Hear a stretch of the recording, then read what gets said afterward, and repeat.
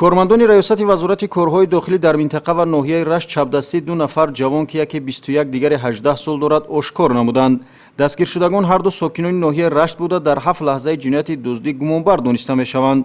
ин нафарони ба ҷомеа хавфнок амалҳои ҷинояткорона худро дар ҳудуди ноҳияи Рашт анҷом дода, аз оғилхонаҳои сокинон чорваҳои калони шохдори онҳоро тасарруф карданд. дар маҷмӯъ аз ҷабрдидагон наздики 10 говро ба яғмо бурданд ки зарари расонидашуда ба соҳибони чорво 66 000 сомониро ташкил медиҳад. тафтишот як далели дуздии маблағи пулиро низ ба ин гумонбарон нисбат медиҳад.